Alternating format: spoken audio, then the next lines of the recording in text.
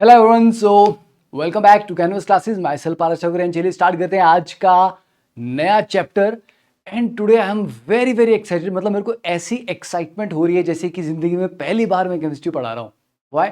Because पहली बात ये चैप्टर हम स्टार्ट करें स्मार्ट बोर्ड से, और बहुत मेहनत की है मैंने इस पर्टिकुलर लेक्चर को बनाने में। तो आगे के लेक्चर्स भी ऐसे ही बनेंगे। लेट्स सी कि आपको कितना मजा आता है, आपको कितना डिफरेंट फील आता है। ठीक है, तो आज के लेक्चर में हम क्या पढ़ने वाले हैं? सॉल्यूशंस में we will be covering the introduction part, जो कि काफी खूबसूरत होने वाला है। Then we will talk about the phase diagrams. I know कि आपकी बुक में फेज डायग्राम नहीं है, या इस चैप्टर में फेज डायग्राम नहीं है, बट बहुत सारे बच्चे फेज डायग्राम को नहीं जानते हैं, अच्छे से नहीं समझते हैं, इसलिए काफ़ी क्वेश्चंस में या काफ़ी इक्विलिब्रियम प्रोसेस में गलतियां कर जाते हैं। And then the vapour pressure. तो वेपर प्रेशर को हम आगे पढ़ने की बजाय शुरुआत में पढ़ लेंगे, सो दैट लिक्विड का एक बेसिक प्रॉपर्टी, एक इक्विलिब्रियम प्रॉपर्टी है vapour pressure, and we need to know it first. ठीक है, तो पहला लेक्चर काफी डिफरेंट है। सॉल्यूशन जो आप बुक में देखते हैं, जो टॉपिक, वो स्टार्ट करेंगे हम सेकंड लेक्चर से। तो उससे पहले भी बहुत सारी चीजें जानना जरूरी है। तो चलिए बात करते हैं सॉल्यूशंस की। सॉल्यूशंस कहाँ होते हैं? सॉल्यूशंस, जब भी हमारे दिमाग में वर्ड आता है, it comes like watery something ना, कुछ पानी जैसा। पानी का सॉल्यूशन है, एक्वा सॉल्यूशन है। It doesn't have to be. Solution जरूरी नहीं है कि पानी ही उसमें एक कंपोनेंट होना चाहिए।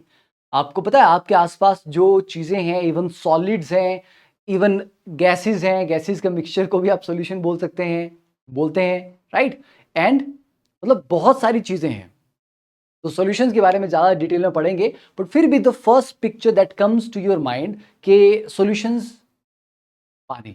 तो अगर हम पानी को भी सोचें, एक्वा सॉल्यूशंस की भी बात करें, तो ओशंस, जहां पर पानी का अथाह भंडार है, ओशंस में जो केमिस्ट्री है, that is possible because of the water as a key component.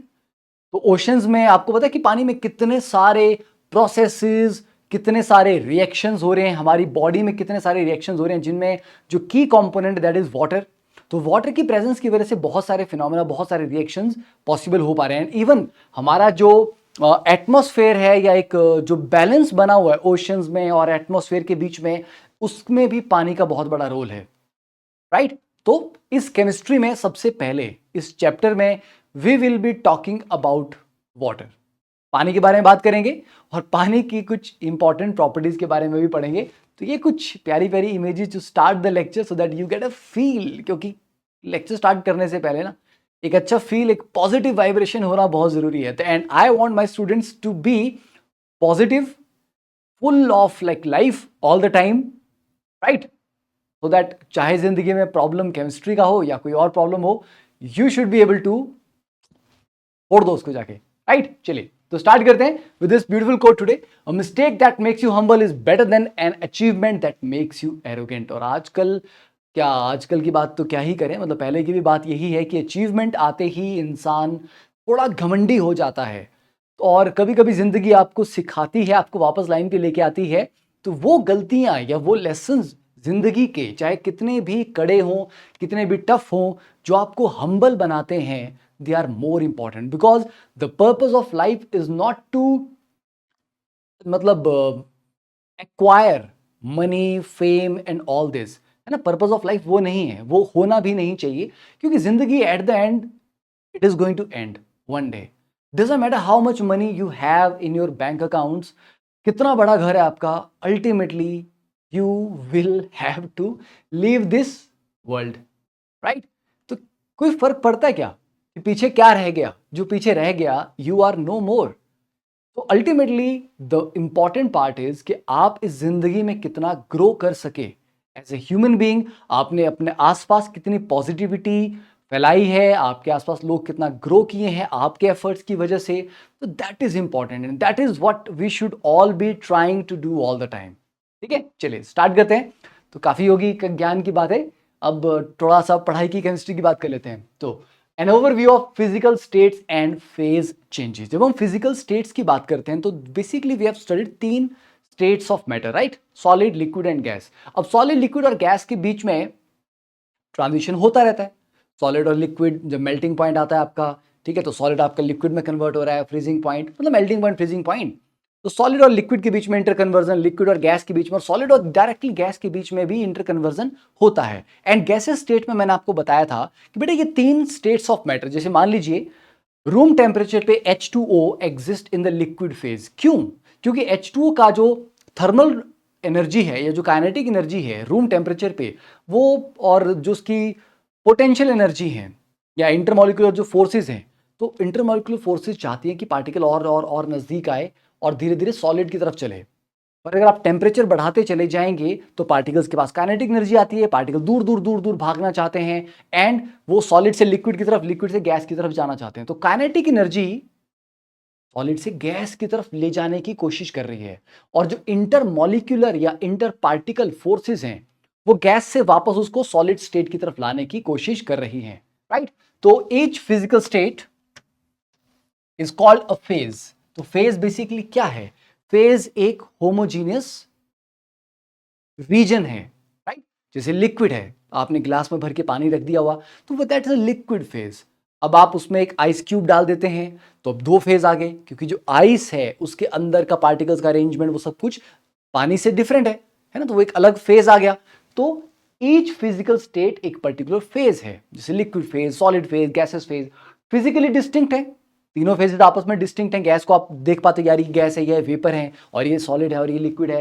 Homogeneous part of a system, homogeneous होना बहुत जरूरी है फेज का। Now the water in a close container constitutes one phase, the water vapour above the liquid in a second phase, add some ice, और 3 phase आगे जो अभी आपको मैं एग्जांपल वहां पे दे रहा था।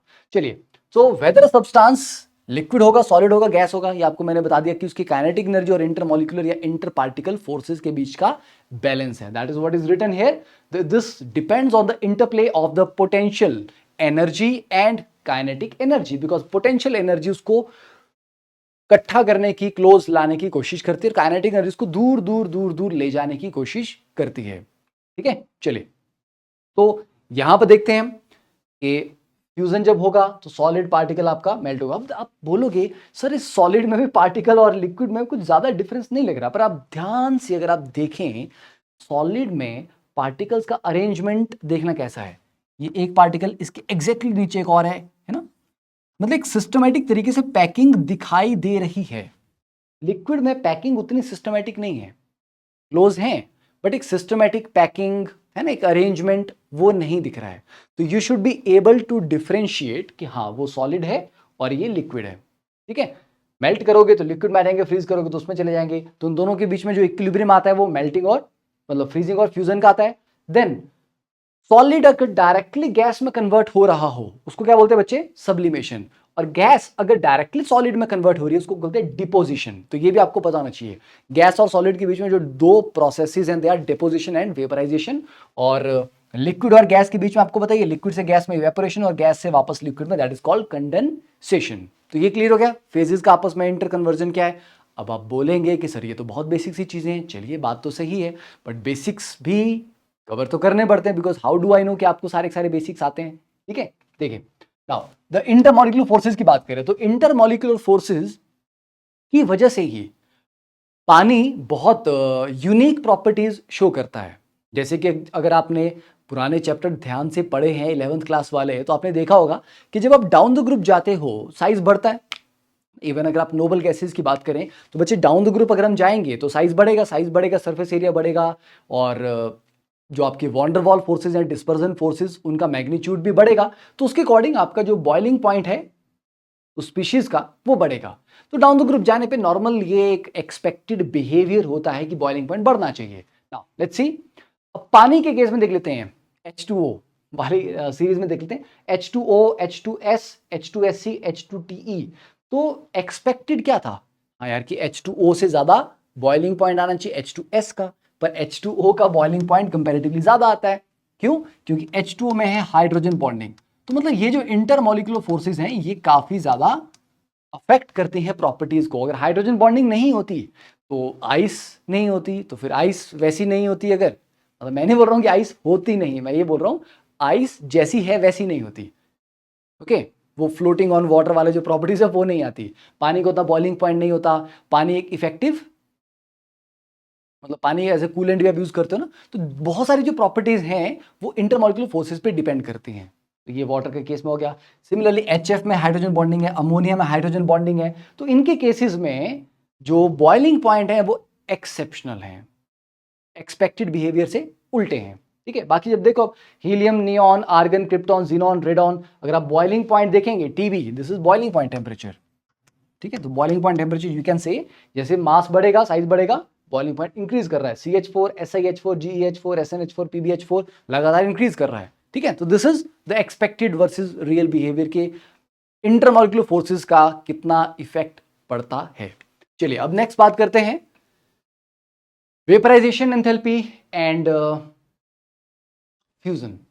ठीक है, देखो तो दो तरह के हमारे पास जब फेज चेंज आते हैं, लिक्विड से वेपर में जा रहा है तो क्या होता है, जैसे 100 डिग्री सेल्सियस पे आपके पास पानी है। ठीक है, तो 100 डिग्री सेल्सियस पे पानी है और आप बोल रहे हैं वो बॉईल हो रहा है, और बॉईल होके भी वो 100 डिग्री सेल्सियस पे ही वेपर में कन्वर्ट हो रहा है। टेम्परेचर क्यों नहीं बढ़ा? क्योंकि जो आप हीट सप्लाई कर रहे हो वो उसकी एंथैल्पी ऑफ वेपराइजेशन को फुलफिल करने में लग रही है। तो liquid in equilibrium with vapour, तो लिक्विड से जब आप वेपर में जाते हैं तो आप एंथैल्पी ऑफ वेपराइजेशन उसको देते हैं, और जब आप लिक्विड बनाते हो सॉलिड से, है ना, तो आपके सॉलिड से हम लिक्विड की तरफ जाते हैं तो क्या लगता है, एंथैल्पी ऑफ फ्यूजन। चलो उसको इक्विलिब्रियम हटा के इसको जस्ट नॉर्मल प्रोसेस ही रखते हैं कि लिक्विड से आप वेपराइजेशन मतलब वेपर फेज में जा रहे हो, तो इस प्रोसेस में लगा डेल्टा H वेपराइजेशन, और जब सॉलिड को आपने मेल्ट करके लिक्विड में कन्वर्ट किया तो यहां पर आपका लगा डेल्टा H फ्यूजन। तो generally what do you think, delta H vaporisation की वैल्यू ज्यादा होनी चाहिए, डेल्टा H फ्यूजन की वैल्यू ज्यादा होनी चाहिए? Is there any relation between them? ये हमेशा ऐसा ही होता है या हमेशा ऐसा नहीं होता है? चलिए आते कुछ वैल्यूज को देखते हैं। आर्गन की बात करें, देखो जो ब्लू वाला वो डेल्टा H फ्यूजन है, और जो ऑरेंज वाला that is delta H vaporisation. यार वेपराइजेशन ही सब में ज्यादा लग रही है, मिथेन में, इथर में, बेंजीन में, इथेनॉल, वाटर, मर्करी, सभी में जो डेल्टा H वेपराइजेशन है that is much higher than the delta H fusion. क्या ये एक ट्रेंड की तरह देखा जा सकता है? Yes it is. तो delta H vaporisation is always larger than delta H fusion. जानने की बात है ये, because it takes more energy to completely separate the molecules from each other. क्योंकि जब आप लिक्विड से वेपर में लेके जा रहे हो ना, तो बिल्कुल ही अलग कर दे रहे हो उनको, पार्टिकल्स को, उनके बीच का जो डिस्टेंस है वो बहुत ज्यादा बढ़ जाता है। तो टोटली सेपरेट करने वाली बात है जिसमें ज्यादा एनर्जी लगती है।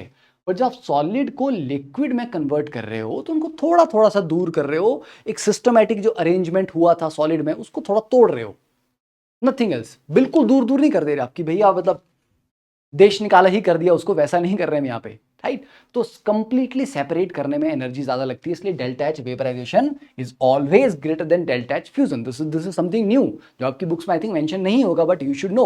और कुछ नया हम सीखते हैं तो अच्छा लगता है, मजा भी आता है। ठीक है, चलिए नेक्स्ट वन देखते हैं। And okay, one more thing, अभी हो सकता है आपको इस पर्टिकुलर लेक्चर में जो लेक्चर की क्वालिटी उसमें थोड़ा सा मतलब अप डाउन लग सकता है। Don't worry, I have ordered some new systems, ठीक है, so that I can improve the quality of the recordings. Okay, तो देखते हैं थोड़े दिनों में वो भी हो जाएगा, तो eventually we will scale the quality of the lectures थोड़ा और अच्छे लेवल पे। ठीक है, चलिए now energy and changes of state. देखिए अब क्या क्या हो रहा है, जब हम धीरे धीरे हीट करते हैं तो सॉलिड से लिक्विड, लिक्विड से गैस की तरफ जाते हैं, तो ये जो पूरा चेंज आता है ये किस तरह से आता है इसको ऑब्जर्व करते हैं। देखो तो यहां पर आपका सॉलिड स्टेट है ना, सॉलिड स्टेट धीरे धीरे टेम्परेचर बढ़ाया बढ़ाया, टेम्परेचर बढ़ रहा है बढ़ रहा है बढ़ रहा है बढ़ रहा है। अब जैसे मेल्टिंग होती है, मेल्टिंग पॉइंट क्या होता है, एक फिक्स टेम्परेचर होता है, मतलब मेल्टिंग एक फिक्स टेम्परेचर पे होती है। अब जब वो मेल्टिंग स्टार्ट हो गई, अब सारा का सारा जो हीट आप सप्लाई कर रहे हो वो डेल्टा H फ्यूजन में जा रहा है, तो अब वो मेल्ट हो रहा है बस, तो इस पूरे रीजन में वो सिर्फ मेल्ट हो रहा है, टेम्परेचर नहीं बढ़ रहा। तो melting is a constant temperature phenomena. ठीक है, अब यहां पर आप पहुंच गए, यहां पर मेल्टिंग कंप्लीट हो चुकी थी।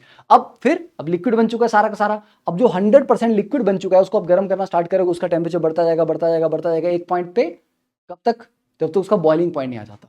तो ये बढ़ता जा रहा है बढ़ता जा रहा है बढ़ता जा रहा है। ठीक है, अब ये बोलोगे सर ये क्या है, व्हाट इज दिस, ये क्या हुआ इसको यहाँ पे, दिस इज सुपर हीटिंग। क्या होता है, आपने इतनी जल्दी गर्म कर दिया, वो गर्म हो गया बहुत ज्यादा, उसको पता नहीं लगा, भाई साहब बॉइलिंग पॉइंट के ऊपर चला गया टेम्परेचर, और उसको पता नहीं लगा, वो रियलाइज ही नहीं हुआ। गर्म करते गए करते गए करते गए, और जब उसको रियलाइज होता है, ओह भाई साहब मैं तो बॉइलिंग पॉइंट के भी आगे जा चुका हूं, मेरा टेम्परेचर तो फिर वो ड्रॉप आता है। ठीक है, तो सुपर हीटिंग का मतलब ये है कि नॉर्मल कंडीशन में पानी को 100 डिग्री सेल्सियस पे बॉईल हो जाना चाहिए। मान लीजिए अगर उसका टेम्परेचर 101 या 102 102 डिग्री तक चला गया, पर अभी वो वेपराइज नहीं हुआ, वो बॉईल नहीं हुआ है, उसको पता ही नहीं लगा बेचारे को कि भाई टेम्परेचर आ गया है, बॉईल होना है अभी। ओ अच्छा, बॉईल होना है, ओके सॉरी, मैंने नेटफ्लिक्स देख रहा था, है ना, वो बेचारा बिजी था। तो that is called super heating. इसको बॉइलिंग पॉइंट से भी आप बियॉन्ड लेके और स्टिल लिक्विड स्टेट में ही वो है। ओके, तो फिर वो बेचारा नीचे आता है, वो अनस्टेबल स्टेट होती है, सुपर हीटेड स्टेट या सुपर कूल्ड स्टेट जो वो अनस्टेबल होती है, तो बेचारा फिर नीचे आता है और फिर यहाँ आपकी बॉइलिंग स्टार्ट होगी, चलती रहेगी चलती रहेगी चलती रहेगी। इस पॉइंट पे आपका 100% बॉयल हो गया, निकल गया, अब सारा सारा गैस है, अब उसका टेम्परेचर बढ़ता जाएगा। तो ये आपका temperature versus heat added curve, ठीक है, जब आप टेम्परेचर बढ़ा रहे हो।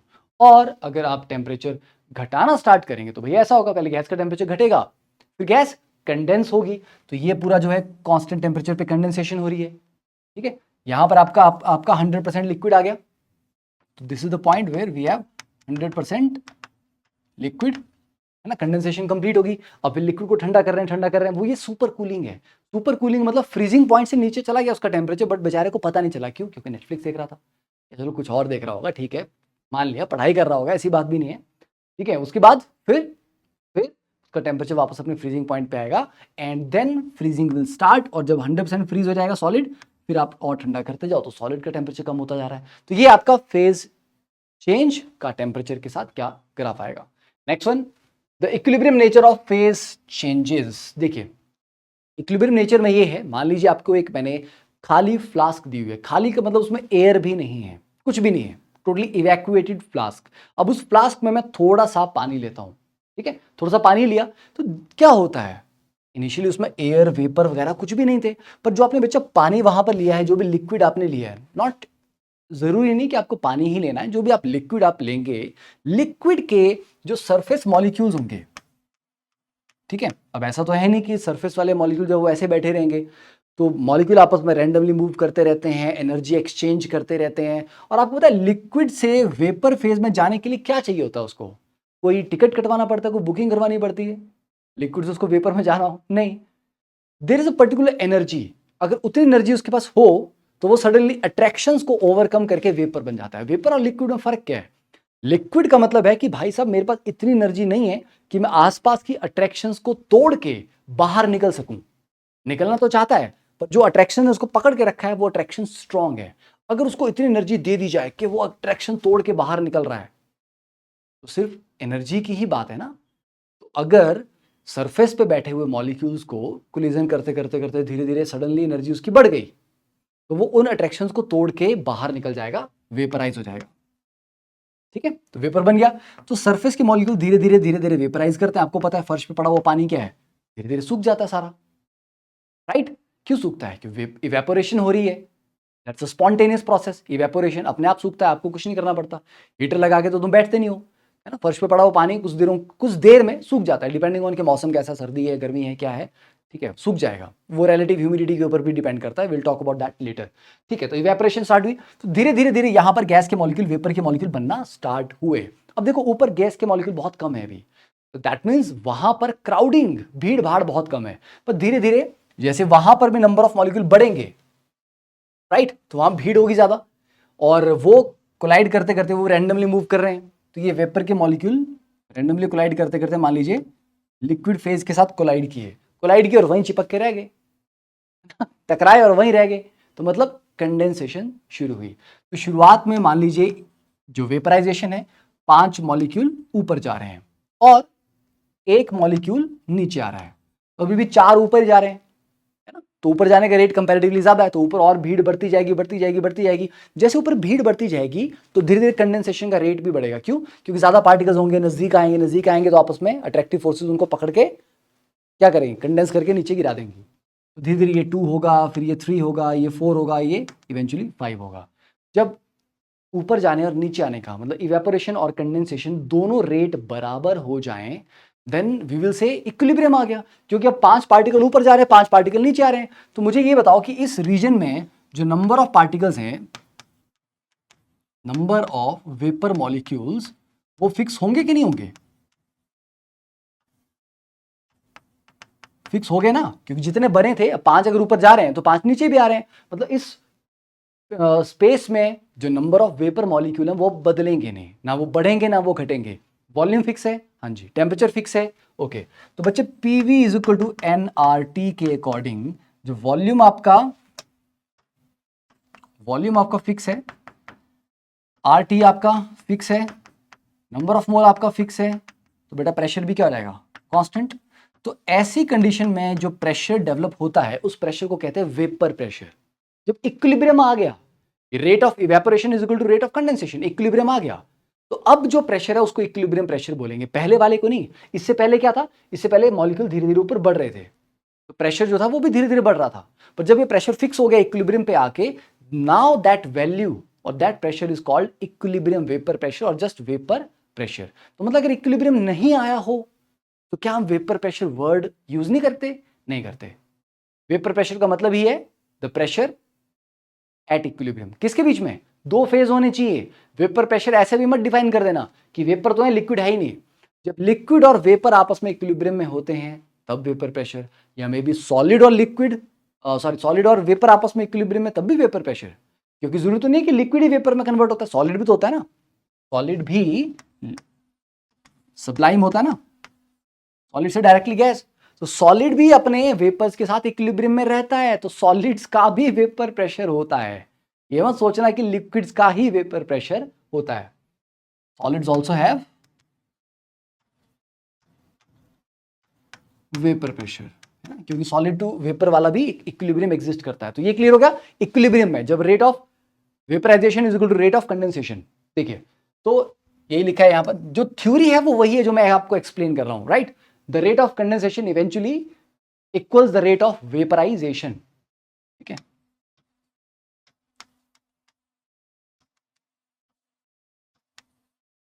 कंडेंसेशन, ठीक है, ये आ गया, और तब इक्विलिब्रियम आ जाएगा।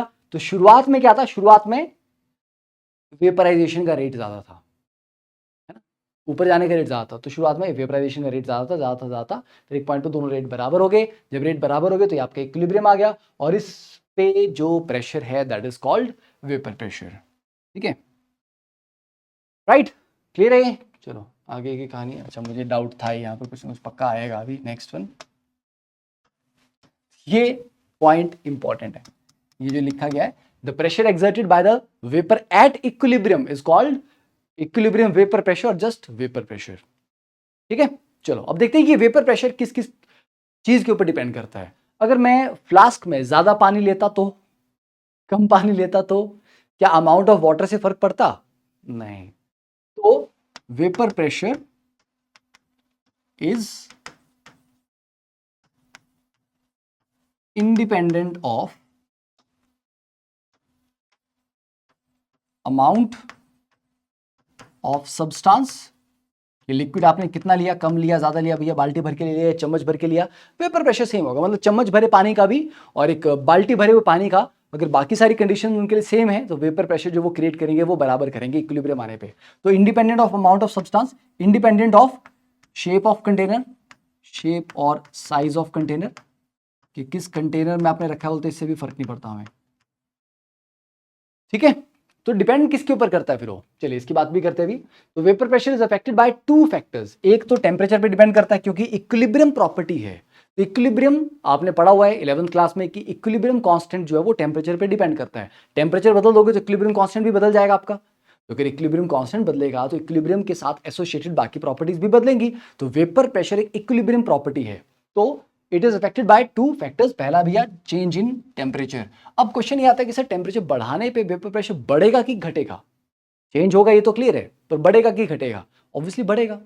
क्यों? क्योंकि जब टेम्परेचर बढ़ाओगे तो जो वेपराइजेशन है वो ज्यादा होगी, ज्यादा नंबर ऑफ वेपर बनेंगे ना, क्योंकि उनके पास एनर्जी बढ़ जाएगी। अब तो ज्यादा वेपर बनेंगे तो ऑब्वियसली बात है वेपर प्रेशर बढ़ेगा। And second is change in a gas itself. भैया लिक्विड ही बदल दो यार, पानी का वेपर प्रेशर कुछ और होगा, अल्कोहल का कुछ और होगा, ईथर का कुछ और होगा, बेंजीन का कुछ और होगा। हाँ, तो अगर आप सब्सटेंस ही बदल देंगे तो वेपर प्रेशर बदल जाएगा। क्यों? क्योंकि अलग अलग सब्सटेंस के मॉलिक्यूल्स के बीच में जो फोर्सेस हैं वो अलग हैं। वाटर के मॉलिक्यूल्स के बीच में जो फोर्सेस हैं वो अलग हैं, उनकी स्ट्रेंथ, उनकी वैल्यू। अल्कोहल के दो मॉलिक्यूल्स के बीच में जो फोर्सेज होंगी वो अलग होंगी, बेंजीन के मॉलिक्यूल्स के बीच में फोर्सेज अलग होंगी। तो इंटरमॉलिक्यूलर फोर्सेज कितनी स्ट्रांग है कितनी वीक है वो डिसाइड करती है ना कि वेपर कितने फास्ट बनेंगे। अगर इंटरमॉलिक्यूलर फोर्सेज वीक होंगी, कर लेता हूं कितना स्पेस खाली है अपने पास, ठीक है। तो अगर हमारे पास वीक इंटरमॉलिक्यूलर फोर्सेज है, आईएमएफ इंटरनेशनल मॉनेटरी फंड मत बोल देना, इंटरमॉलिक्यूलर फोर्सेज है ये। वीक इंटरमॉलिक्यूलर फोर्सेज मींस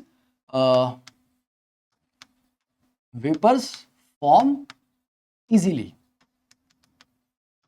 ठीक है। तो vapour pressure is high, okay. और अगर हाई इंटरमॉलिक्यूलर फोर्सेस होंगी तो वेपर आसानी से नहीं बन पाएंगे, तो एक पर्टिकुलर टेम्परेचर पे कम ही नंबर ऑफ मॉलिक्यूल वेपराइज कर पाएंगे। तो इंटरमॉलिक्यूलर फोर्सेस का फर्क पड़ता है। तो जैसे आप लिक्विड बदल दोगे या सब्सटेंस बदल दोगे, वेपर प्रेशर बदलना ही है। तो दो फैक्टर हो गए, टेम्परेचर पे डिपेंड करता है और सब्सटेंस इटसेल्फ, है ना, दो चीजों से डिपेंड करेगा। तो देखो अब ध्यान से देखना, ये पर्टिकुलर डायग्राम है, बहुत प्यारा डायग्राम है जो समझा रहा है कि हुआ क्या यहां पे जब हमने टेम्परेचर को बढ़ाया। देखिए, तो हम पहले T1 का ग्राफ देते हैं, ठीक है। फर्स्ट आप T1 को देखिए, जो ब्लू कलर का ग्राफ है। तो T1 का ग्राफ आपका, ब्लू कलर मैं भी ब्लू यूज करता हूं, T1 का ग्राफ आपका ये जा रहा है, ठीक है। बच्चों ये ग्राफ आपको बेसिकली क्या बता रहा है?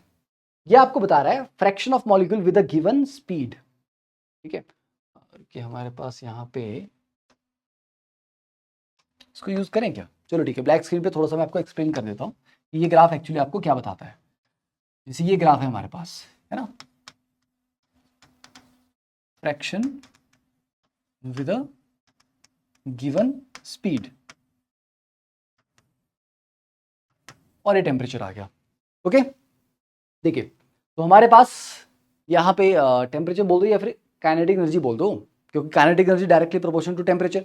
तो फ्रैक्शन देखिए, इस टेम्परेचर पे इतना फ्रैक्शन जो है वो इस पर्टिकुलर काइनेटिक एनर्जी को पोजेस कर रहा है, ठीक है। अब जैसे जैसे टेम्परेचर बढ़ाते जाओगे काइनेटिक एनर्जी बढ़ती जाएगी, या चलो इसका टेम्परेचर की जगह इसको मैं काइनेटिक एनर्जी लिख देता हूँ, ठीक है। सेम चीज आपने मैक्सवेल ग्राफ पढ़ा था ना, उसमें होते वाला states of matter, gases state में, एग्जैक्टली वही चीज है, राइट। मतलब बहुत कम स्पीड पे चलने वाले पार्टिकल भी बहुत कम होते हैं, बहुत हाई स्पीड पे चलने वाले पार्टिकल भी बहुत कम होते हैं, ठीक है। तो इसको काइनेटिक एनर्जी ले लो, और काइनेटिक एनर्जी ही आपकी स्पीड से रिलेट हो जाएगा, क्योंकि हाफ एम वी स्क्वायर है ना। तो जिसकी स्पीड ज्यादा होगी ऑब्वियसली बात है उसकी काइनेटिक एनर्जी भी ज्यादा होगी। तो आप काइनेटिक एनर्जी या स्पीड से इसको रिलेट कर सकते हो, है ना। टेम्परेचर नहीं लिखते इसको, क्योंकि टेम्परेचर तुमने यहाँ पर कर्व का फिक्स कर ही रखा है हमने ऑलरेडी, ठीक है। हाँ, तो टेम्परेचर फिक्स है, हमारा कर्व का टेम्परेचर फिक्स है, सिर्फ काइनेटिक एनर्जी हम वेरी कर रहे हैं। क्यों? क्योंकि अगर एक गैस में या एक लिक्विड में 1 मिलियन मॉलिक्यूल्स हैं, तो हर मॉलिक्यूल सेम स्पीड पे तो नहीं भाग रहा, कोई फास्ट भाग रहा है, कोई स्लो भाग रहा है, राइट। तो बहुत कम काइनेटिक एनर्जी वाले मॉलिक्यूल भी बहुत कम होते हैं, बहुत हाई काइनेटिक एनर्जी वाले मॉलिक्यूल भी काफी कम होते हैं, है ना।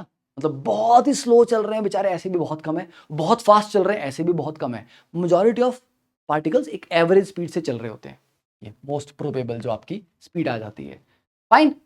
तो बच्चे आपको मैंने बताया कि यार लिक्विड से वेपर में जाने के लिए वही एलिजिबल हो पाएगा जिसके पास एनर्जी ज्यादा है। एनर्जी ज्यादा का मतलब इसके पास थर्मल एनर्जी ज्यादा है, काइनेटिक एनर्जी ज्यादा है। तो जो हायर काइनेटिक एनर्जी वाले हैं वही एस्केप कर पाएंगे ना। तो मान लीजिए मैं ये वाला पॉइंट मेंशन करता हूं, बॉस जिसके पास इस वैल्यू से ज्यादा काइनेटिक एनर्जी है ना वो बाहर निकल जाएगा, ओके।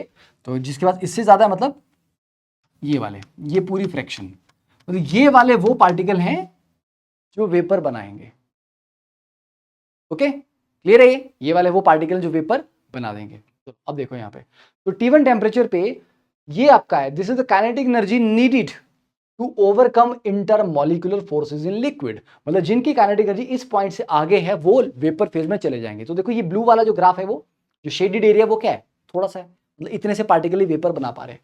तो देखो यहाँ पर जो वेपर है वो कंपैरेटिवली कम है, तो वेपर कम है तो उनका प्रेशर भी कम होगा। अब जैसे आपने टेम्परेचर बढ़ाया,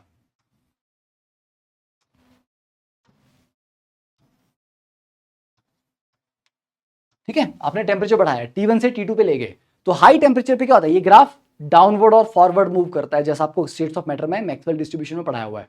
तो पीक नीचे आएगी और आगे जाएगी, तो ग्राफ थोड़ा सा फ्लैट हो जाता है। पर फ्लैट होने के साथ साथ क्या होता है, अब देखो, अब इस पॉइंट से आगे एक्स्ट्रा कितना एरिया आ गया, ये वाला एरिया एक्स्ट्रा आ गया। तो अब इतने और नंबर ऑफ पार्टिकल्स के पास सफिशिएंट एनर्जी है कि वो लिक्विड स्टेट से गैसेस स्टेट में जा सकते हैं। ऑब्वियसली बात है, ज़्यादा number of particle gaseous state में जाएंगे तो ज़्यादा वेपर बनेंगे, ज़्यादा वेपर बनेंगे तो ऑब्वियसली बात है प्रेशर भी बढ़ेगा, क्योंकि P is directly proportional to N, number of molecules या नंबर ऑफ मोल, राइट। तो दिस इज द पॉइंट के कैसे हम टेम्परेचर बढ़ाने के साथ साथ ये चीज बढ़ती है। ओके, क्लियर हो गया। चलिए नेक्स्ट वन देखिए, vapour pressure as a property की अब हम बात करते हैं, ठीक है। जस्ट अ सेकेंड, तो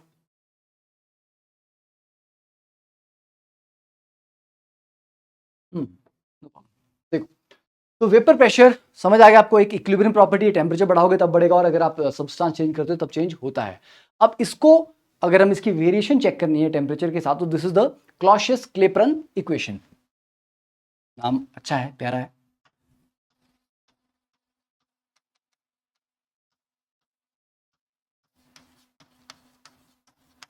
ठीक है, क्लॉसियस-क्लैपेरॉन इक्वेशन, ये प्रेशर वर्सेस टेम्परेचर को रिलेट करता है। तो natural log P is equal to minus delta H vaporisation upon R 1 upon T plus constant, ठीक है।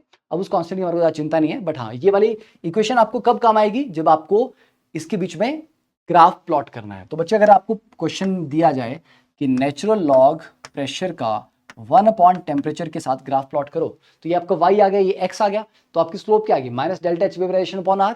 अब डेल्टा एच वेपराइजेशन तो आपको एनर्जी देनी ही पड़ेगी ना, पॉजिटिव ही होगी।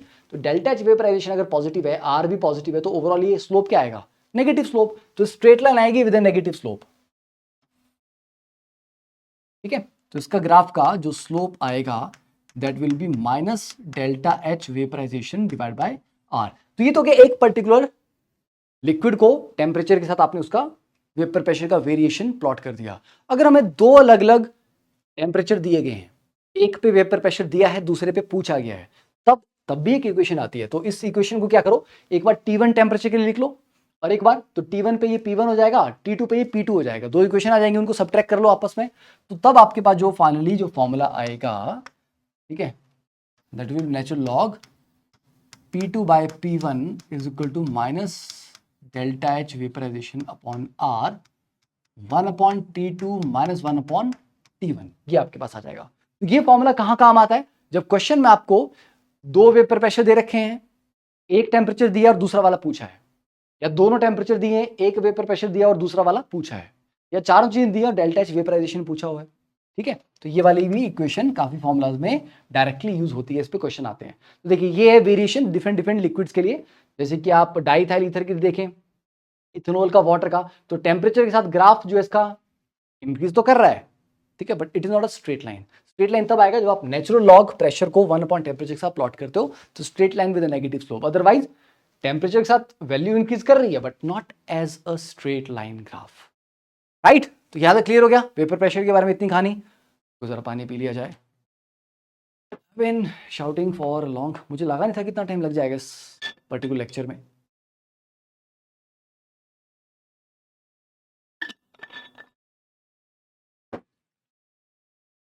ठीक है, चलिए। भाई साहब, आप कैसे,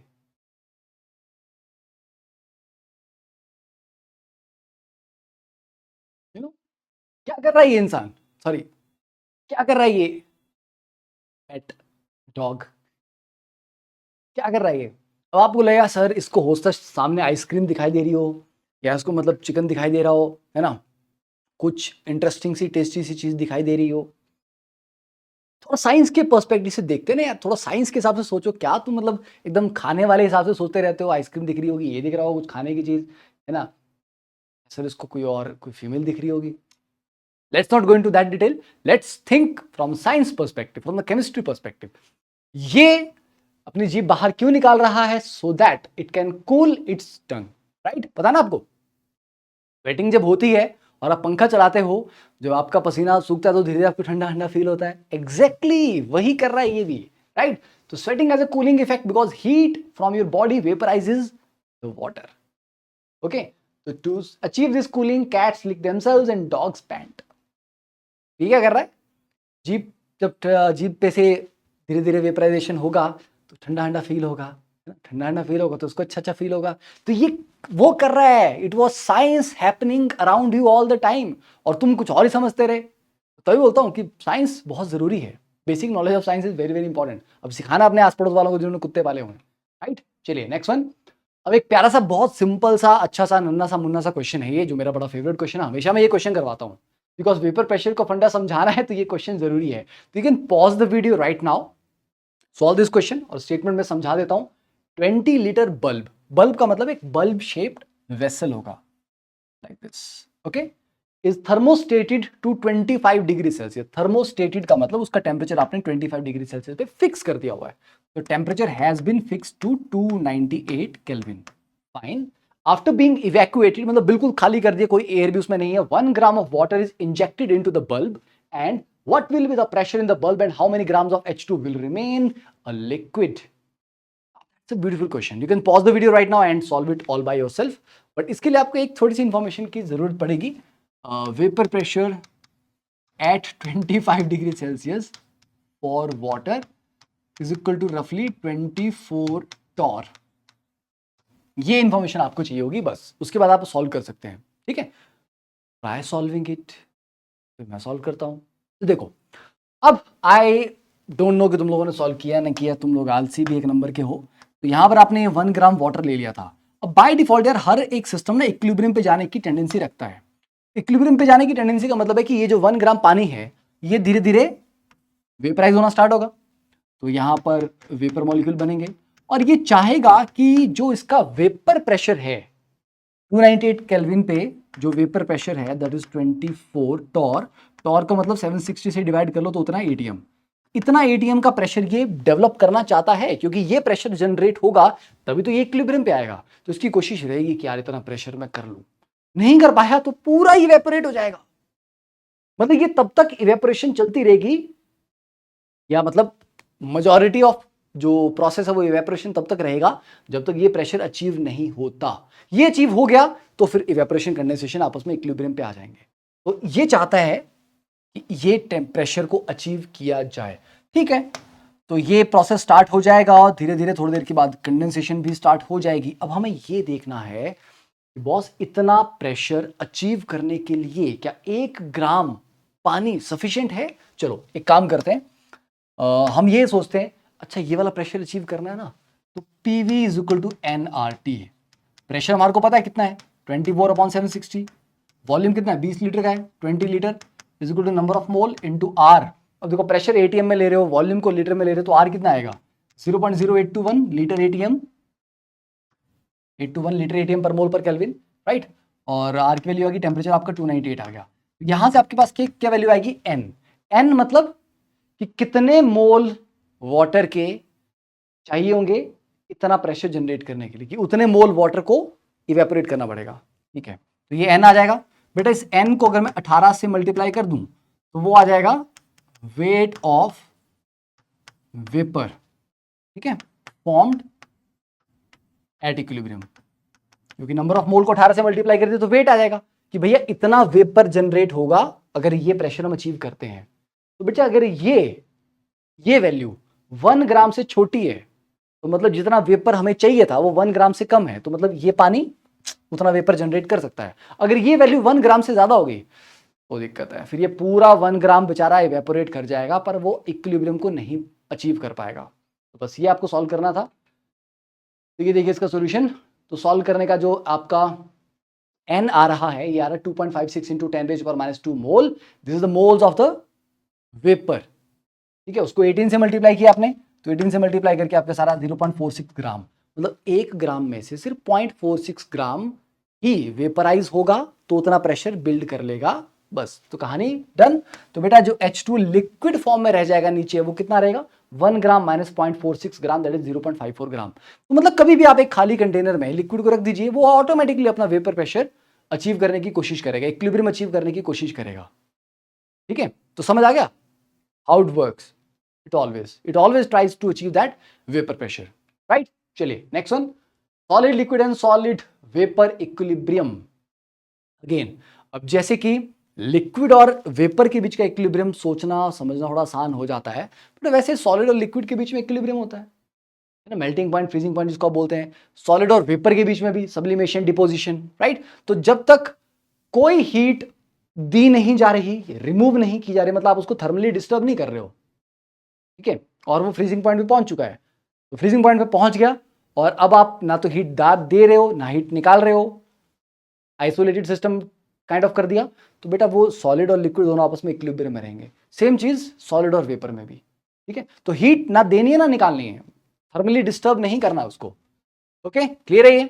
चलिए, ये आपके एग्जांपल्स हैं। तो यहाँ पर देखिए सॉलिड और लिक्विड के बीच में इक्विलिब्रियम है, तो जिस स्पीड से सॉलिड, रेड वाले कर्व क्या दिखा रहे हैं, सॉलिड से लिक्विड की तरफ, और जो ब्लैक वाले कर्व हैं वो लिक्विड से सॉलिड की तरफ, और इस वाले में सॉलिड और वेपर के बीच में इक्विलिब्रियम है, ठीक है। ये वाले का ढक्कन नहीं लगा है, इस वाले का ढक्कन लगा हुआ है, क्यों? क्योंकि लिक्विड से कोई बाहर नहीं भाग पाएगा, तो ढक्कन खुला होगा तब भी इक्विलिब्रियम आ जाएगा। बट गैस क्योंकि बाहर भाग सकती है, इसलिए ये क्लोज कंटेनर में होना चाहिए। तो जहां पर भी गैसेस कंपोनेंट प्रेजेंट होते हैं किसी भी रिएक्शन में, it should be, equilibrium will always be obtained या achieved in a closed vessel. Open vessel में इक्विलिब्रियम अचीव करने की कोशिश नहीं करनी है। जैसे ये आपका एग्जांपल है यहाँ पे, दिस इज आयोडीन, ठीक है। Iodine solid is in equilibrium with I2 vapour, ठीक है। तो आयोडीन जो सॉलिड थी वो देखिए यहाँ पर अपने कोल्ड सरफेस के ऊपर जाके क्या हो रही है, डिपॉजिट हो जा रही है, ठीक है। तो वेपर और सॉलिड आपस में इक्विलिब्रियम है, ठीक है। क्लियर है ये? तो ये आपके इक्विलिब्रियम प्रोसेस होते हैं। चलिए अब बात करते हैं फेज डायग्राम की। फेज डायग्राम भी एक इंपॉर्टेंट पार्ट है लेक्चर का, और जल्दी से समझ लेंगे, ज़्यादा टाइम नहीं लगेगा। तो पहले एक बार देख लो, phase diagram of a substance क्या करता है, ये जो तीनों फेज है ना, सॉलिड लिक्विड गैस, इनके बीच में इक्विलिब्रियम, मतलब सॉलिड लिक्विड का इक्विलिब्रियम, लिक्विड गैस का और सॉलिड गैस का, इन तीनों को एक ही डायग्राम में ये दिखाता है कि यार किस कंडीशन में कौन सा फेज एग्जिस्ट करेगा, है ना। कि जैसे मैं तुम्हारे को पूछूं, पानी को अगर हम इतने केल्विन टेम्परेचर पे, इतना प्रेशर पे रख दें, अगर किस फेज में होगा वो, सॉलिड में, लिक्विड में, गैस में, किस फेज में होगा, वो फेज डायग्राम से पता चलता है कि एक गिवन सेट ऑफ कंडीशंस में कोई पर्टिकुलर सब्सटेंस किस फेज में रहेगा, वो उसके फेज डायग्राम से पता चल सकता है। और उसको अगर उस फेज से किसी और फेज में लेके जाना है तो आपको किस पैरामीटर को चेंज करना है, कितना चेंज करना है, ये सारी की सारी चीजें, ठीक है।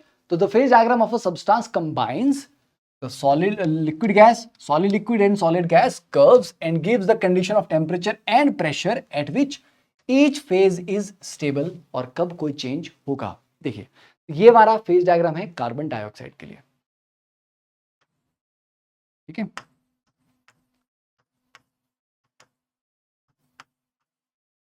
This is phase diagram for carbon dioxide. तो देखिए कार्बन डाइऑक्साइड का आपको मैं शांति से समझाता हूं, ठीक है, शांति से। यस, अब यहां से आपका ये सॉलिड है, ये लिक्विड है, और ये वाला आपका गैस है, ओके। बट ये जो आपकी लाइन चली ना, ये वाली लाइन यहां तक, ये लाइन किन दोनों के बीच में है, मतलब किन दोनों की बाउंड्री बना रही है, सॉलिड और गैस की।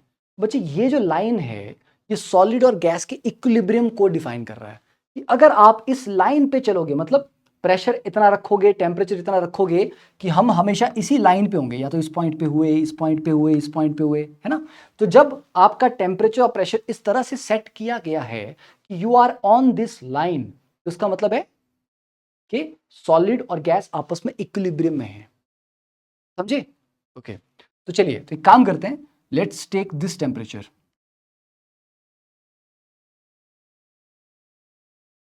ओके।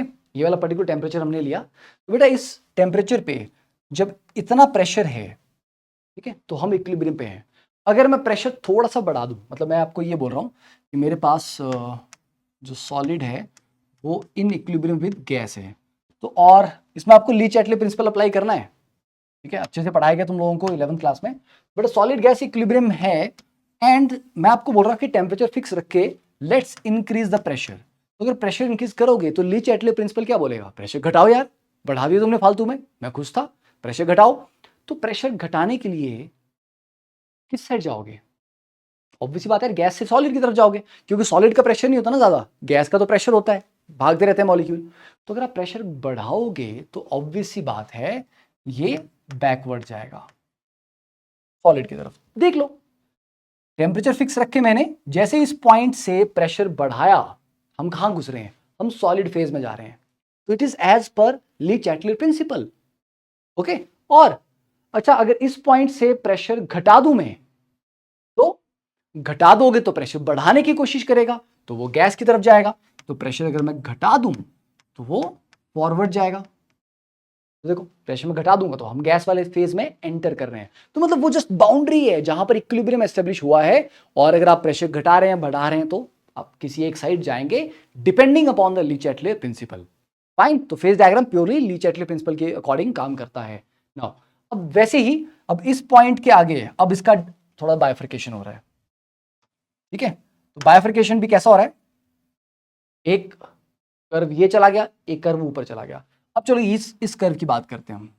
ये वाला जो आपका कर्व है सॉलिड लिक्विड इक्विलिब्रियम वाला, जिसमें मेल्टिंग और फ्रीजिंग दोनों आपस में इक्विलिब्रियम में है।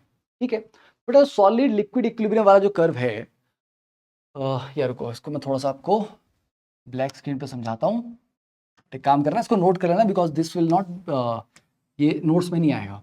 ठीक है, ये था पॉजिटिव स्लोप, ये ऐसा आ गया, और ये सॉलिड है और ये लिक्विड है। ओके, इक्विलिब्रियम है। फाइन, पॉजिटिव स्लोप का मतलब क्या हुआ? पॉजिटिव स्लोप का मतलब ये हुआ कि अगर मैं एक पर्टिकुलर टेम्परेचर फिक्स करता हूँ, लेट्स से, ठीक है, इट इज T1, तो T1 टेम्परेचर पे ऑलरेडी मैं इक्विलिब्रियम पे हूं। ओके, और इक्विलिब्रियम मेरे पास क्या है? Solid is in equilibrium with liquid. Fine, और मैं इक्विलिब्रियम पे हूं। सपोज मैं प्रेशर बढ़ा रहा हूं यहां पे। ओके, मैं प्रेशर बढ़ा रहा हूं, मैं और ऊपर जा रहा हूं क्योंकि फिक्स टेम्परेचर पे मैं प्रेशर इंक्रीज कर रहा हूं। तो इफ प्रेशर इज इंक्रीज, इसको साथ में नोट कर लोगे तो बहुत सही रहेगा। अगर प्रेशर को मैं इंक्रीज करता हूं तो सिस्टम क्या करेगा? प्रेशर को डिक्रीज करने की कोशिश करेगा। प्रेशर को डिक्रीज करने की कोशिश करेगा, कहां जाएगा? नॉर्मली ऐसा होता है कि लिक्विड का प्रेशर ज्यादा होता है और सॉलिड का कम होता है, क्योंकि normally solid is more dense then the liquid. Right, होता नहीं है? सॉलिड की डेंसिटी ज्यादा होती है लिक्विड से। Normally solid is denser then liquid. तो जो चीज लिक्विड में इतना स्पेस में फैल रही है, सॉलिडिफाई होगी तो और कम स्पेस में आ जाएगी, तो उसका जो प्रेशर है वो घटेगा। तो अगर मैं प्रेशर बढ़ा दूं तो प्रेशर को घटाने के लिए ये जनरली सॉलिड की तरफ जाएगा। ठीक है, देन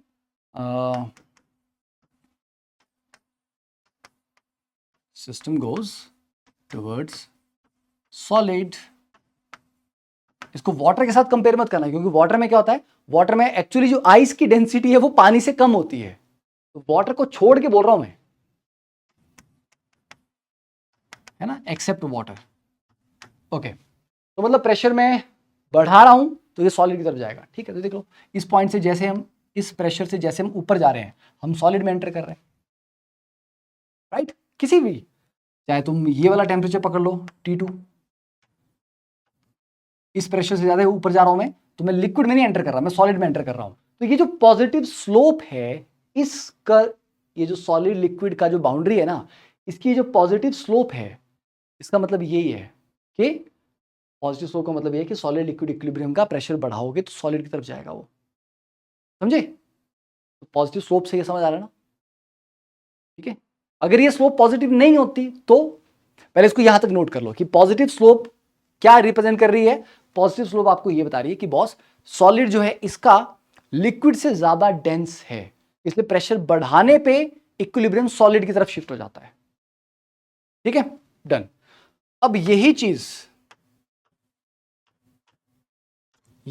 मैं पानी के केस में बोलूं आपको, तो पानी के केस में बच्चे सॉलिड की डेंसिटी, आइस की डेंसिटी पानी से कम होती है, वहां पर ये जो ग्राफ, ये स्लोप है, ये नेगेटिव आती है। पॉजिटिव स्लोप नहीं है, नेगेटिव स्लोप है। क्यों? वो इसलिए कि अब ये पर्टिकुलर टेम्परेचर ले लेते हैं T1, ये पॉइंट पकड़ा, इस पॉइंट पे प्रेशर आ गया P1। जैसे मैं प्रेशर बढ़ा रहा हूं तो अब मेरे पास क्या है? This is for water. ठीक है, तो वाटर में H2O सॉलिड, H2 लिक्विड के साथ इक्विलिब्रियम में है। एंड अब जैसे मैं प्रेशर बढ़ाऊंगा तो वो प्रेशर कम करने की कोशिश करेगा। अब आइस का प्रेशर ज्यादा होता है, पता ना आपको?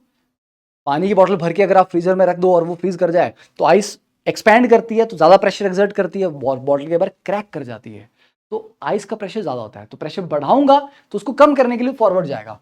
तो प्रेशर अगर मैं बढ़ाऊंगा तो रिएक्शन आपका फॉरवर्ड जाएगा, मतलब हम वाटर की तरफ जाएंगे। तो देख लो इस पॉइंट से अगर प्रेशर मैं बढ़ा रहा हूँ, वाटर लिक्विड वाली साइड में एंटर कर रहा हूँ, राइट। तो ये नेगेटिव स्लोप ये कंफर्म करती है। तो पानी के लिए ये वाला जो लाइन की स्लोप है ये नेगेटिव रहेगी, और बाकी जो सब्सटेंसेस है जिनमें सॉलिड की डेंसिटी लिक्विड से ज्यादा है उनमें वो स्लोप पॉजिटिव रहेगी। ये चीज मेरे को आपको अच्छे से यहाँ पर डिफरेंशिएट करनी थी। तो ये क्योंकि कार्बन डाइऑक्साइड का फेज डायग्राम है और जिसके लिए हमारे पास ये वाली स्लोप पॉजिटिव है। क्लियर है ये? और ट्रिपल पॉइंट कैसा आता है? ट्रिपल पॉइंट वो पॉइंट है जहां पर तीनों फेज को एग्जिस्ट करते हैं, मतलब सॉलिड लिक्विड गैस तीनों आपस में एग्जिस्ट कर रहे हैं। मतलब ये वाला इक्विलिब्रियम, सॉलिड से गैस वाला इक्विलिब्रियम, गैस से लिक्विड वाला, लिक्विड से सॉलिड वाला, ये सारे इक्विलिब्रियम को एग्जिस्ट कर रहे हैं उस समय पे। That is called triple point. ठीक है, चलो अब एक क्वेश्चन मेरे पास आपके लिए। Why dry ice, solid carbon dioxide को ड्राई आइस बोलते हैं, why dry ice doesn't melt under ordinary conditions? You can pause the video, think about this. Ordinary condition का मतलब रूम टेम्परेचर प्रेशर वाली कंडीशन, ठीक है। मेल्ट क्यों नहीं, रूम टेम्परेचर तो नहीं बोलेंगे हम, ऑब्वियस बात है, क्योंकि ड्राई आइस रूम टेम्परेचर पे बनेगी नहीं। पर हाँ, ऑर्डिनरी कंडीशन का मतलब है एटमॉस्फेरिक प्रेशर, कि एटमॉस्फेरिक प्रेशर पे ये मेल्ट क्यों नहीं कर रही है। अगर हम धीरे धीरे इसको, जितने पे टेम्परेचर पे ये बनी थी, धीरे धीरे इसको टेम्परेचर बढ़ाना स्टार्ट करें हम, मेल्ट क्यों नहीं करती? आपने देखा होगा सॉलिड कार्बन डाइऑक्साइड का कभी कभी कोई वीडियो, सीधा ही सॉलिड से वो गैसेस फॉर्म में कन्वर्ट कर रही है, मेल्ट नहीं करती है। क्यों नहीं करती मेल्ट? चलो इस पॉइंट को भी समझते हैं। देखिए, सॉलिड कार्बन डाइऑक्साइड मतलब ये वाला रीजन, ठीक है, और 1 atm प्रेशर हमारा ये है, ओके, ये 1 atm है। 1 atm पे बेटा अभी तक, जब तक आप यहां पे हो, आप सॉलिड वाले पार्ट में हो, ठीक है, तो 1 atm पे ये वाला पॉइंट आ गया मेरा, बाउंड्री जो है यार, तो ये पेन उधर चला गया ना, ठीक है, तो थोड़ा सा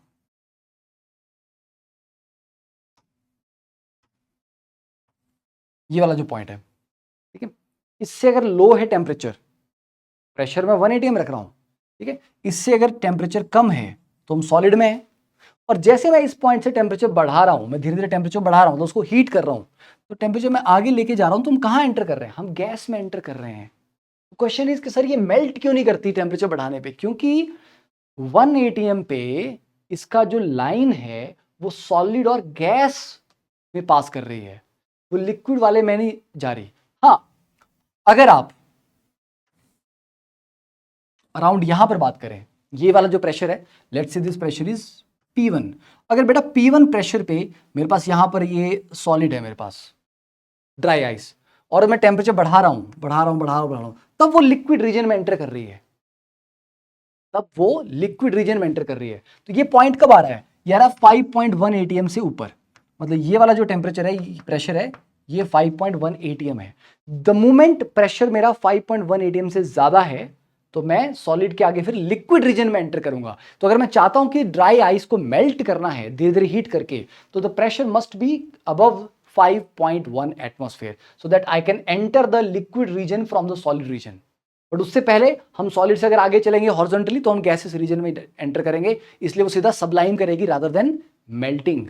एंड अब जैसे ये आपका लिक्विड और गैस वाला जो इक्विलिब्रियम लाइन है, ये एंड करती है कहां पे? एंड करती है क्रिटिकल पॉइंट पे, तो क्रिटिकल टेम्परेचर बोलते हैं। क्रिटिकल टेम्परेचर वैसे तो हमने गैसेस स्टेट में पढ़ा ही होता है, पर चलो क्रिटिकल टेम्परेचर का थोड़ी सी आपको कहानी और बताता हूं मैं।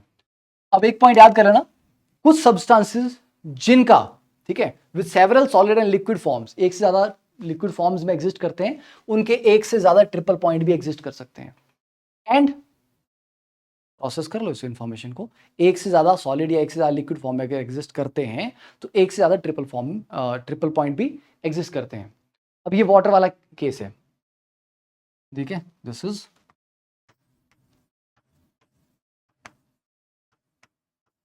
Phase diagram for water. Okay, तो वाटर के देखो ना, स्लोप थोड़ी सी नेगेटिव है, तो ये आपको मैंने एक्सप्लेन कर दिया।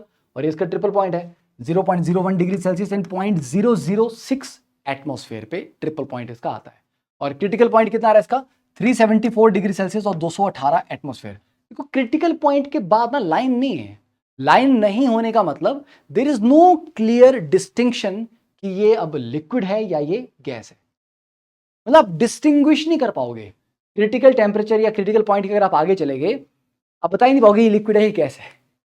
Liquid and gas both become one. Yes, they both become fluid, मतलब विच फ्लोज. ठीक है, there is no clear boundary और distinction between the liquid phase and the vapour phase. देखिए द क्रिटिकल पॉइंट कैसे आता है, heat liquid in a close container. ठीक है जी, एक क्लोज कंटेनर लिया और यहां पर जो हमारे पास लिक्विड था इसको गर्म करना स्टार्ट किया, धीरे धीरे इसके वेपर बनना स्टार्ट होंगे. हाँ जी, जैसे जैसे वेपर बनना स्टार्ट होंगे इसकी जो डेंसिटी है वो धीरे धीरे क्या होगी, क्योंकि जब आप किसी को गर्म करते हो चीज फैलती है उसकी डेंसिटी कम होती है. तो जैसे आप हीट कर रहे हो उसको, उसकी डेंसिटी हल्का हल्का डिक्रीज करेगा. यस, और वेपर बनना स्टार्ट होंगे और वेपर बनेंगे और वेपर बनेंगे. जैसे यहां पर ज्यादा ज्यादा ज्यादा वेपर बनते चले जाएंगे उनकी डेंसिटी क्या होगी, वो डेंसिटी जो है वो बढ़ती जाएगी, जो वेपर की डेंसिटी है वो बढ़ती जाएगी. ठीक है, तो at the same time more of the liquid vaporises so the density of the vapour increases. एक पॉइंट ऐसा आएगा लिक्विड की डेंसिटी घटते घटते घटते घटते घटते और वेपर की डेंसिटी बढ़ते बढ़ते बढ़ते बढ़ते बढ़ते सेम लेवल पे आ जाएंगे. ठीक है, तो ये था आपका लिक्विड और ये था आपका वेपर. तो वेपर की डेंसिटी शुरुआत में बहुत कम थी, लिक्विड की डेंसिटी शुरुआत में काफी ज्यादा थी. तो हमारे पास क्या हो रहा है, हमारे पास लिक्विड डेंसिटी घट रही है, वेपर की डेंसिटी बढ़ रही है, एक पॉइंट पे दोनों बराबर आ जाएंगे. जब लिक्विड की डेंसिटी और वेपर की डेंसिटी बराबर हो गए तो तुम बता पाओगे कौन लिक्विड है और कौन वेपर है. The boundary has vanished, right. तो at the critical point the two densities become equal and the phase boundary disappears. और उस टाइम टेम्परेचर भी काफी हाई होता है. So the average kinetic energy is so high at this point that the vapor cannot be condensed at any pressure. अगर तुम pressure लगा के उसको कंडेंस करने की कोशिश करो, चलो उसको लिक्विफाई करते हैं, नहीं होगा जब तक तुम टेम्परेचर को क्रिटिकल टेम्परेचर से लोअर नहीं करते. मतलब अगर पानी का क्रिटिकल टेम्परेचर 374 डिग्री सेल्सियस है, अब तुम जितना मर्जी प्रेशर अप्लाई कर लो बॉस, वो वेपर लिक्विड नहीं बनेंगे. प्रेशराइज करते चले जाओ unless until you lower the temperature from this value. Temperature lower करना ही पड़ेगा. तो क्रिटिकल पॉइंट के बाद अलोन प्रेशर एप्लीकेशन, तो सिर्फ प्रेशर अप्लाई करने से वेपर कंडेंस नहीं होते हैं and liquid and vapour become one. समझ आ गई चीज. चलिए, ये आपकी थोड़ी सी इंफॉर्मेशन अपने पढ़ने के लिए है. This is I am not going to explain. Beyond the critical temperature super critical fluid exist rather than कि दोनों अलग अलग हो, तो इसको थोड़ा सा पढ़ लेना. ठीक है, अच्छे कुछ पॉइंट्स हैं. और ये आपके पास ड्राई आइस, ड्राई आइस देख लो भैया कैसे सॉलिड से डायरेक्टली सप्लाइन करके गैसेस फेज में जा रही है. ठीक है, and we have some questions, homework questions. एक होमवर्क क्वेश्चन ये है आपका क्वेश्चन नंबर 1. ये 3 पॉइंट दिए हैं, आपको बताना है 3 पॉइंट इनमें से किन किन फेजेस को रिप्रेजेंट, किन डायग्राम्स को रिप्रेजेंट करते हैं. And this is question number 2, सोचने वाले क्वेश्चन हैं. ठीक है, एंड क्वेश्चन नंबर 3 सोचने वाले हैं. पूरा आपको एक्सप्लेन किया हुआ मैंने, जस्ट और एक थॉट प्रोसेस आपको ये करने. नेक्स्ट लेक्चर में बात करेंगे. तो तब तक के लिए धन्यवाद. आई होप आपको ये लेक्चर अच्छा लगा हो, डिफरेंट लगा हो, और अगर लगा है तो do tell your friends and juniors about the Sankalp batch and tell them about Canvas classes. इसके ब्रांड एम्बेसडर आप ही हैं. हमें कुछ चेंज करना है, हमें जिस तरीके से पढ़ाया जा रहा है, जिस तरीके से पढ़ा जा रहा है, जिस तरीके से नॉलेज इंपार्ट किया जा रहा है, उसको चेंज करने की कोशिश करनी है. तो I hope you are in with me in this change. ठीक है, तो be the brand ambassador and proudly, अगर आपको अच्छा लगे तो इसको प्रमोट कीजिए. Thank you. In the next lecture, bye.